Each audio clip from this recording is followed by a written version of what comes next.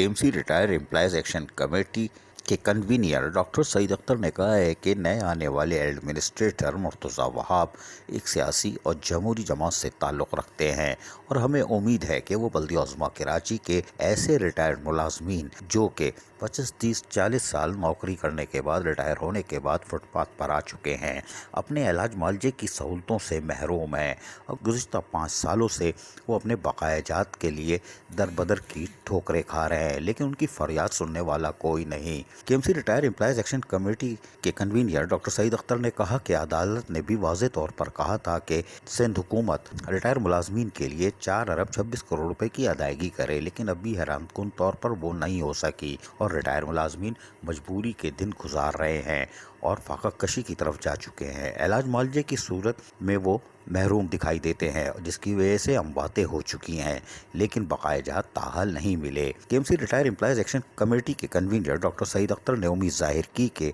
मुर्तज़ा वहाब जो कि जमहूरी जमात और सियासी शख्सियत के आमिल हैं और कराची से इनका ताल्लुक़ है और यकीनी तौर पर उनका अज़म देखते हुए हम उम्मीद करते हैं कि वो रिटायर मुलाजमीन के मफादात का तहफ़्फ़ुज़ करेंगे और सिंध हुकूमत से किरण लाकर ऐसे रिटायर मुलाजमीन जो कि फाका कशी का शिकार हो चुके हैं और जिनके लवाहिकीन अब इंतज़ार में हैं कि बकाया जात मिले,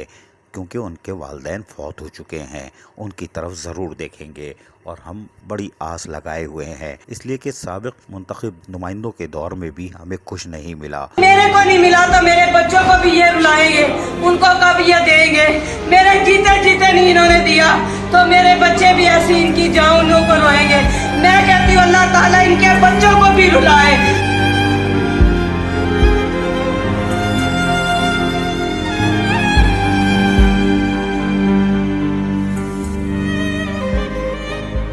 हमारे साथ कोई इंसाफ करने वाला नहीं है, किसी ने हमारी गरीब की दुआ नहीं सुनी, किसी ने हमारी फरियाद नहीं सुनी। अल्लाह ताला इन लोगों को गरा करे, हम लोगों के बच्चे रो रहे हैं, इन लोगों के भी बच्चे रोए। मैं आज इंतजार मैं आज तंग हो के कर रही हूँ, मेरे बच्चों को इन्होंने रुला दिया,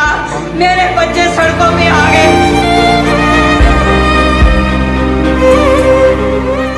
और 5 साल से हम अपने बकाया जात के हसूल से महरूम हैं, जबकि बढ़ी हुई 10% और 15% पेंशन के लिए भी हम दरख्वास्त करेंगे कि इस तरफ तरजीही बुनियादों पर देखा जाए, क्योंकि ये सबसे मजलूम तबका है और 40 साल नौकरी करने के बाद आज तकरीबन भीख मांगने की सूरत में आ चुका है। अजीज़ आरिफ, KBS बल्दियाती न्यूज़ कराची।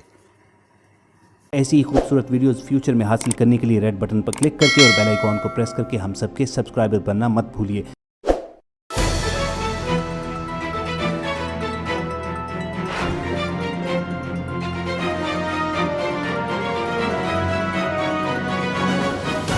KBS